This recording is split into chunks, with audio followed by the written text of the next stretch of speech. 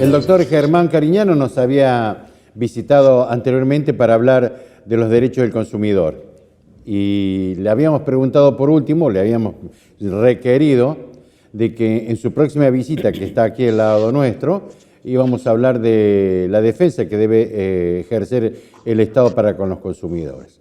Lo escucho, doctor, le doy la bienvenida y mucho silencio para su expresión. Bueno, Alfredo, gracias nuevamente.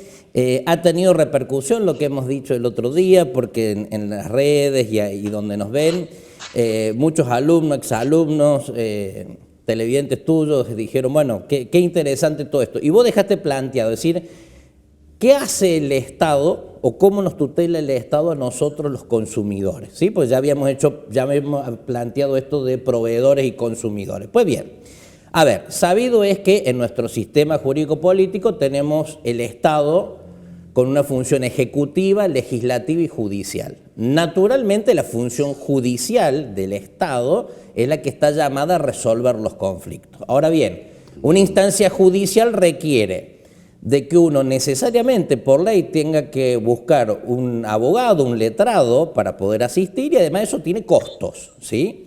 Con lo cual, la ley del consumidor, obviamente que cualquier derecho lo podemos reclamar en el Poder Judicial, pero previamente nos da otra opción. Ya desde el año 93 esta parte, con distintas redacciones, dice, usted consumidor, primero obviamente puede ir ante el proveedor. Si su bien, su servicio, su producto que le han entregado es deficiente, no completa el interés jurídico suyo, no es lo que usted esperaba, obviamente primero vaya al proveedor. Dígale, miren, me entregó esto, el proveedor si se lo resuelve, punto. ¿Qué pasa si el proveedor no me lo resuelve? Que es la mayoría de los casos. Que es la mayoría de los casos. Hay honrosas excepciones Sí. que lo hacen por una cuestión comercial, para preservar y fidelizar su cliente. Pero son honrosas excepciones. ¿Qué tenemos que hacer los consumidores? Bueno, ahí tiene la tutela del Estado. El legislador dijo, bueno, vamos a crear una instancia administrativa.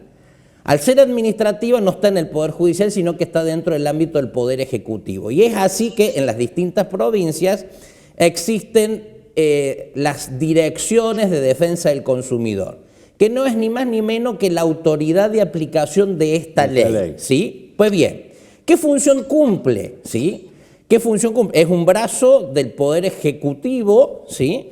Porque es derecho administrativo. ¿Qué función cumple? Dos grandes funciones. Primero, una es actuar de oficio. Actuar de oficio es esa dirección, o como se le llama en las distintas provincias, tiene como finalidad indagar dónde puede haber eventuales incumplimientos de la ley de consumidor y actuar de oficio. De oficio quiere decir de que la misma instancia administrativa es la que va a generar un acta de infracción y va a generar un procedimiento. Obviamente, en nuestro sistema jurídico, el proveedor va a tener derecho a hacer un descargo, después va a tener que hacer una resolución e incluso es apelable ante una cámara esa decisión o esa sanción, que está en función de un rango y de escalas que está en la misma ley.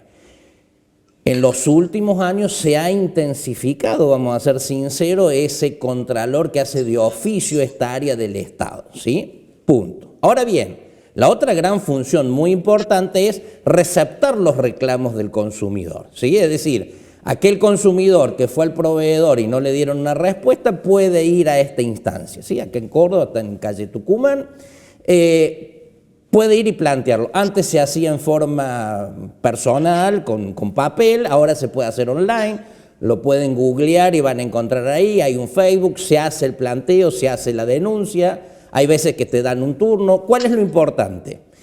Que el consumidor pueda hacer el planteo, esta autoridad administrativa lo recepta, le notifica al proveedor y se generan audiencias, una o las necesarias para tratar de llegar a un acuerdo. ¿Es importante esa instancia? Sí, porque muchas veces en esas instancias se llega a una conciliación. Claro, y evita la judicialización. La importancia de esto es que es gratuito, no es obligatorio ir con asistencia letrada y entonces consigue en muchos casos una solución. Por supuesto que hay veces que no hay acuerdo, o porque el consumidor no acepta la propuesta, o porque el proveedor no va, no se presenta, o porque se presente y niega absolutamente todo, entonces allí sí pasa lo que se llama el área de jurídica, se hace un dictamen y la autoridad de aplicación puede aplicarle ahí una sanción justamente a ese proveedor de bienes y servicios. Aclaro que es una sanción que obviamente a los proveedores no les gusta, todos somos hijos del rigor y entonces así como nos cuidamos en el tránsito de cumplir las normas de tránsito, pero no solo porque corresponde, sino porque viene la multa, bueno, acá pasa lo mismo.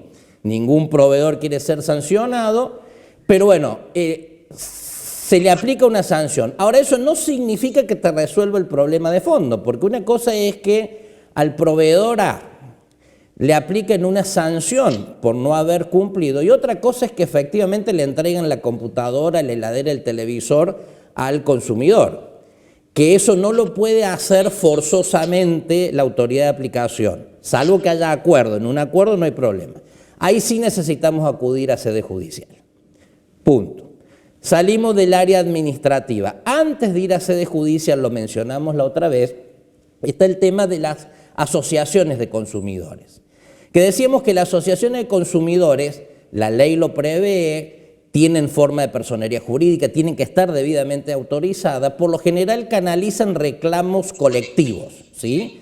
Van a reclamar en nombre de muchos, justamente micro reclamos o reclamos, decíamos, en una cuenta de servicio, de telefonía y demás. No es la heladera que vos compraste o la que yo compré, sino es la facturación que vino en determinado servicio a todo un universo X de Córdoba, por ejemplo.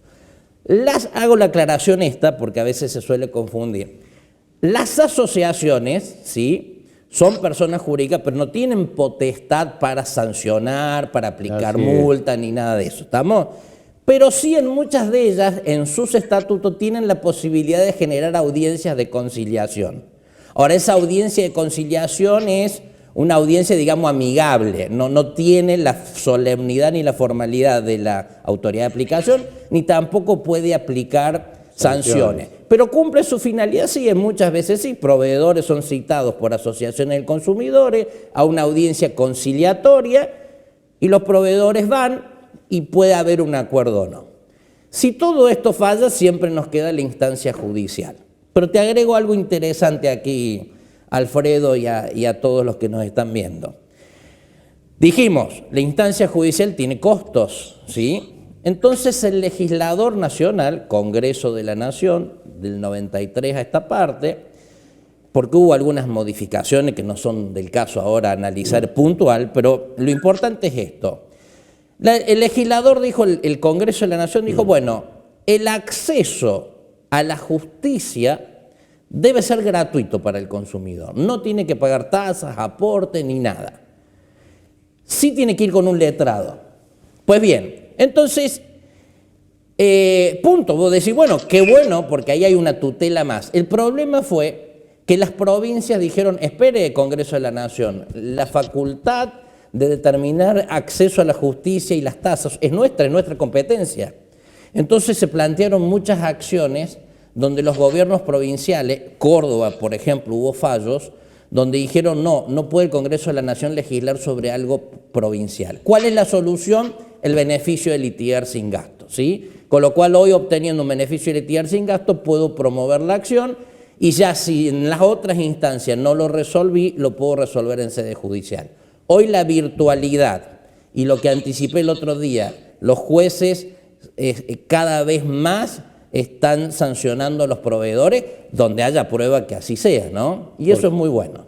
Gracias, profe. Bueno, muy bien. Gracias, Magnífica Alfredo. la explicación respecto de que el Estado debe estar defendiendo al consumidor.